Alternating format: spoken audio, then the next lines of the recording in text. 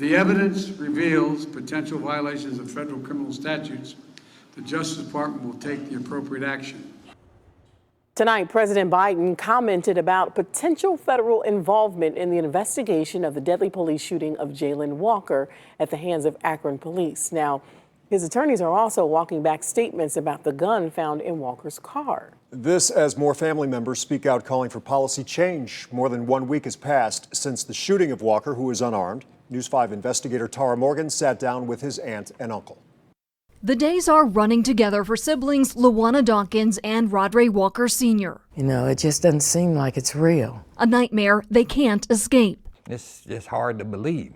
Rodray is retired Air Force. He says his military background gives him strength. When I think about his mother and his sister, I don't have time to think about my feelings of that.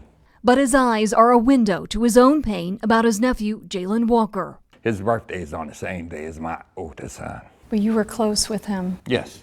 Rodray says Jayland loved to talk sports. We always play, we always have a good time wherever we at. Rodray hasn't seen all of the Akron police body camera video. I just see parts of the news clipping and then I turn away and go. Do you think one day you might want to see it? I don't believe so. Walker jumps from his car wearing a mask after a police chase that began when officers tried to pull him over for a traffic and equipment violation. He is unarmed when police opened fire. Preliminary medical examiner records state a gun was found in Walker's car. Last Sunday, attorney Bobby DiCello told reporters the gun from BCI's point of view was found in the back seat and referenced a picture police showed moments earlier of a gun in the front seat. Late Wednesday, Walker's family attorney issued a statement to clarify comments about the gun, saying they have no reason to believe the medical examiner's report is inaccurate. Have you seen any of the footage? I plan not to. Never. It's bad enough to know that he was shot 60 times, like a rat in the street. That hurts so bad.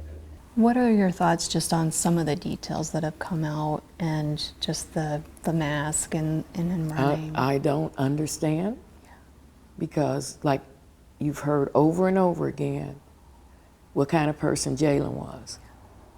And we're not lying about it. Luana last saw her nephew the Friday before the shooting. Because when I first even heard about some young man running, I said, not another one, They got shot. And it wasn't until later I found out it was my nephew. She and her brother say policy changes need to happen.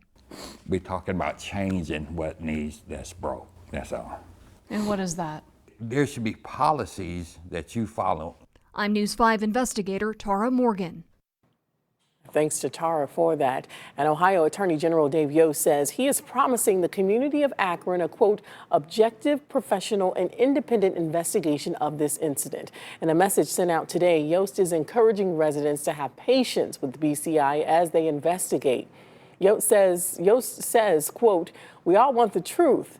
When BCI is called upon to investigate an officer's use of force, our role is to provide an expert, impartial, and third-party review independent of the police and other outside voices. Once the investigation is complete, a grand jury of Summit County residents will review and determine if criminal charges are appropriate. So News 5 has been bringing you updates on everything happening in Akron. You can find the latest developments on our website or on our News 5 app.